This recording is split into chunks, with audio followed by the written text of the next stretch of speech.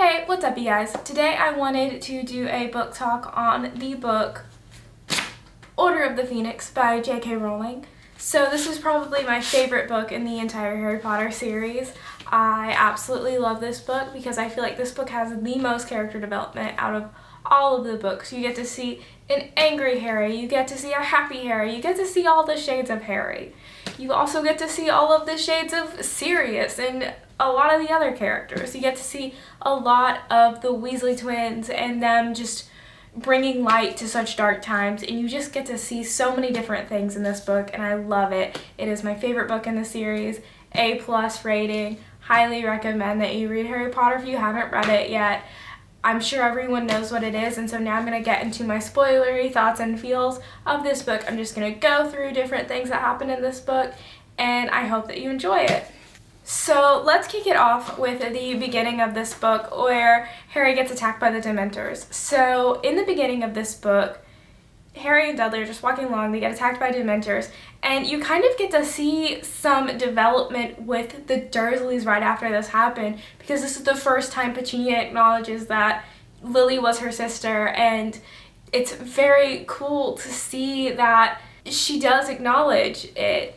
You know, she acknowledges that she knows some of these things that Harry's talking about, and it's super cool to just see that development, to see Petunia get fearful of Voldemort, and I absolutely love that because throughout the rest of these books, you don't see a whole lot of change in the Dursleys. Like, the entire time, they just hate everything to do with wizards, but in this book, you start to see a little bit more of them understanding Harry and understanding where he's coming from.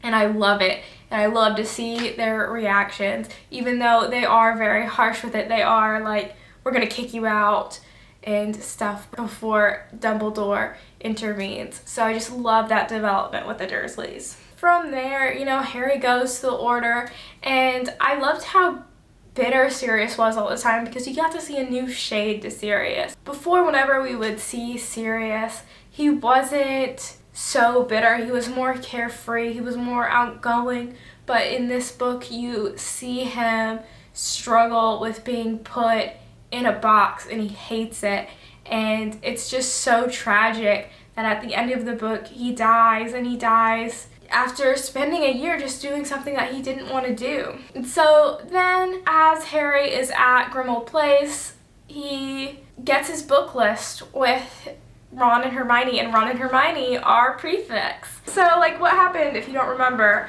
is Ron became prefect, Miss Weasley came in, and she was like, oh my gosh, all of my kids have been prefects. And Fred and George are standing there, and it's like, what are we? Next door neighbors? Are we not part of your family? And it's just so hilarious.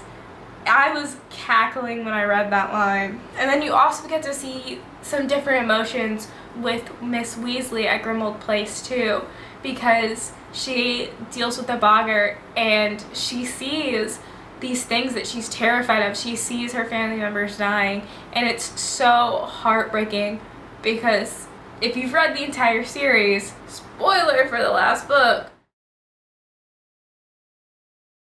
Fred dies, and it's so heartbreaking. Like, I remember just bawling my eyes out when I read that Fred died because I never would have thought that would have happened. So it hurts to watch Miss Weasley deal with that boggart because you just know that her worst fear is gonna happen when you're reading that scene, if you've read through the end of the series, and it just hurts.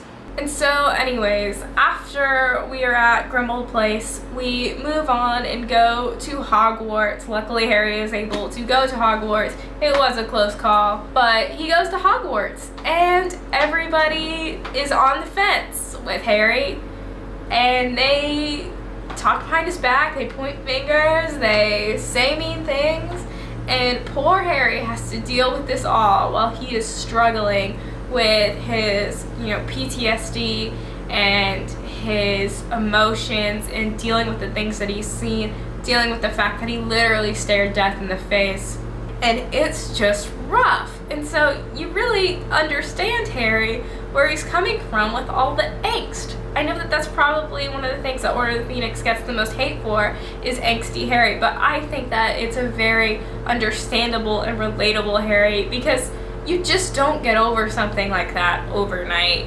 I mean, there are just some things in life where you don't get over them that quickly. And that is one of those things that he will probably never get over. He will probably think about that time years in the future and remember how terrifying it was for him. So Harry is just very hostile, and you know, he doesn't deal with people in the best way sometimes. Like, for example, with Seamus and how Seamus was talking about what his mother believes. Well, Seamus never said that he agreed with his mom, but Harry just kind of assumed that he did because that's how everyone else had been treating him, and so he got really, really defensive really quickly. But you kind of understand where Harry is coming from because everyone is saying bad things behind his back. The news is saying bad things about him, and it's just a hard situation. Harry is caught between a rock and a hard place, and Umbridge and other things going on at Hogwarts are not making things better. We know that Hogwarts is not the nice, happy place that it always is in this book, but there are definitely some shining moments. So one of my favorite things is that Hermione keeps up with her spew, and she leaves hats for all the house elves, but they all get super offended, and so Dobby's the only one who's cleaning the Gryffindor tower, and he's taking all the hats. And I find it so funny that Hermione doesn't even know that her efforts are making things harder for the one elf that is embodying the movement that she wants to happen. And then another thing that I really like is, even though Sirius is very bitter, I feel like he plays more of a role in this movie. You see him help Harry deal with the things that he's dealing with and encouraging Harry to pursue the things that he wants to pursue, even though it is kind of questionable. Like with Dumbledore's army, Sirius is like, I would do it too. And that's what makes Hermione question it, because Sirius is kind of reckless. I just love that Sirius is supporting Harry. Oh, and then another super funny moment is when Harry is forming Dumbledore's army, there are actually a couple things that happen. One, they actually mention that the barman looks kind of familiar to Harry, which, if you know the future of Harry Potter, you know that he's Aberforth. And it's kind of cool that that little tidbit is in this book. So I just wanted to point that out. But the funny thing that happens is Fred and George, dealing with Zacharias Smith, they do not like him, and they make it very clear. And then they start like threatening him with a knife while they're in the middle of this bar, and it's so funny. And I just love Fred and George because they're like, ooh, we'll totally stab you. And it's like, what the f***? This is a bit much, you guys. You do realize that you are actively threatening someone's life right in that moment. And so after Harry, Ron, and Hermione form Dumbledore's army, more Hogwarts hijinks ensues, and so we have Quidditch. And at the first Quidditch match, Gryffindor wins, as they always do when Harry is playing, and Draco says some stuff. Harry, Fred, and George get mad, and they all get banned from Quidditch, and that's a rough time. None of us want to be banned from Quidditch. We all love Quidditch. But luckily, right after Harry gets banned from Quidditch, Hagrid comes back. So yay, we have another one of our friendly faces for Harry, because he is having a rough time this year with Umbridge and Snape and everything sucking. And so on the Umbridge sucking part, as she slowly gets more and more power in the school, her instituting her changes just hurts. Like, whenever she does the teacher inspections, especially with Hagrid's, it's so irritating.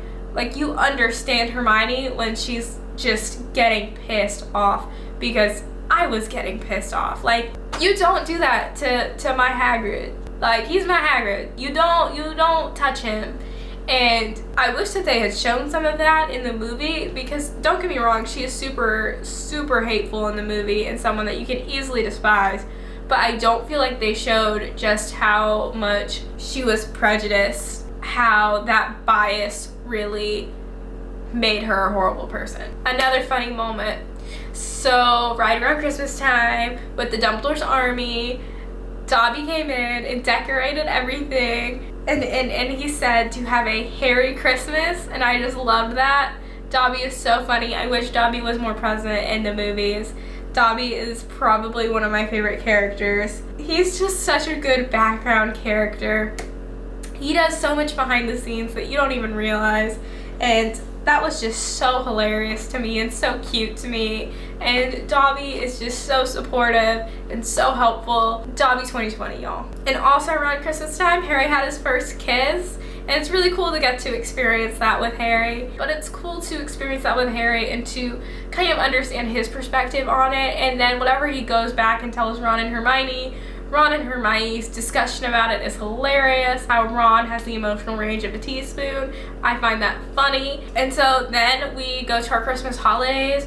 Arthur Weasley was attacked. It was kind of a rough time for the Weasleys. But then we get to see St. Mungo's, which is pretty cool because it's cool to see magical stuff. And at St. Mungo's, we get to see Professor Lockhart again, which is so fun. I mean, I personally was curious as to what happened to him, to where he went, and so it's cool to get to see where he is now. And then your heart just breaks for Neville whenever you finally see him in St. Mungo's, because we all know what happened to his parents, and that is just a terrible, terrible thing.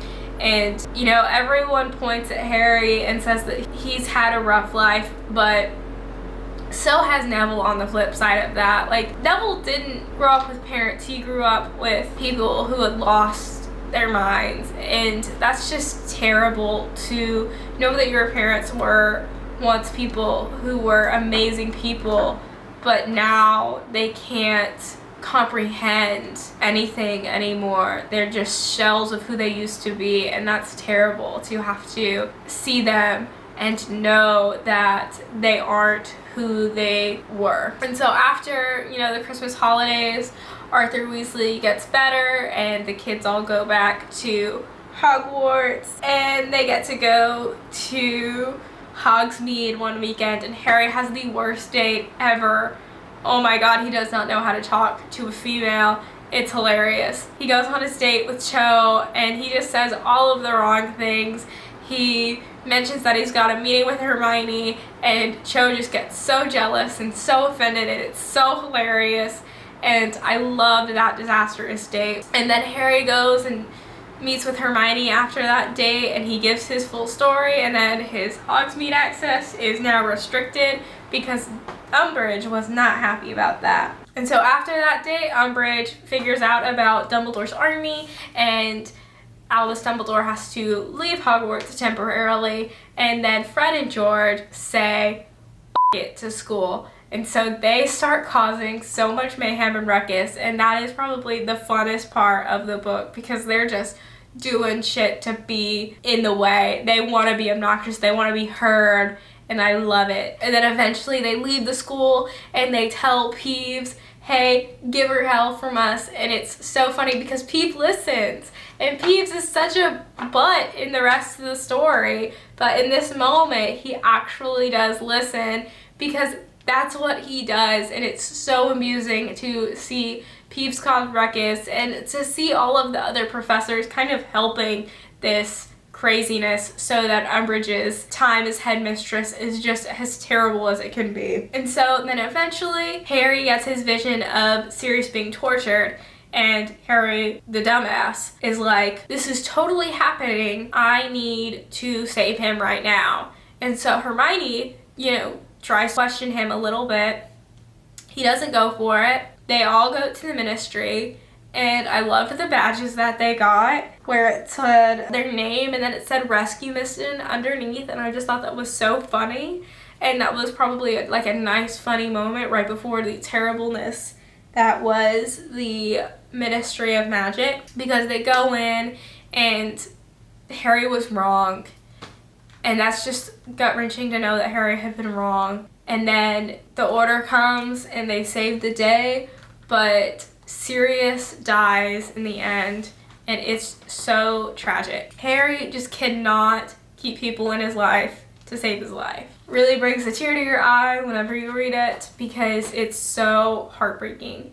And, you know, in this book we start to really love Sirius and feel for him a lot more than I feel like we do in the other books, because we get to see a little bit more of him. We get to see different shades of him. We get to see him really happy at Christmas time. We get to see him really bitter whenever Harry comes for the summer. We get to see him want things. We get to see him have desires. We get to see him when he was a kid in Snape's memories, and it's so hard to lose someone that we have just grown so close to in this book. And that's what I really love about this book, is that in this book you grow a lot closer to the characters. I feel like there's so much more character development in this book than there is in a lot of the other ones, because you see the Dursleys change a little bit. You see Fred and George really come into their own and come into their mayhem selves. And you get to see more of Dumbledore and how Dumbledore knows everything. And you get to see Miss Weasley, and you get to see some of her fears. She's no longer just a mom, but she is someone with emotions and someone with fears and anxieties. And you get to see Miss Weasley and Mr. Weasley deal with Percy deciding to leave the family. You get to see so many different shades of everyone in this book. You get to see Hagrid deal with having a brother and also the potential of being fired. And so I just love this book, and it is definitely my favorite in the series. And I know that I'm probably unique in saying that. I know that it's not everyone's favorite. I know that not everyone likes Angsty Harry, but I understand him, and I feel like that is what makes this book so great. It's just seeing those different shades that you don't see in the other books. You don't see an angry Harry in a lot of the other books. He's normally very rebellious and carefree, but in this book, everything is just so heavy on him. So it is my favorite book. So thank you so much for watching. I post videos every week. If you like this video, feel free to like and subscribe. And if you want to discuss anything about the Order of the Phoenix or Harry Potter in general, feel free to comment below. I post videos every week. I don't know if I already said that. So I will see you then. Goodbye.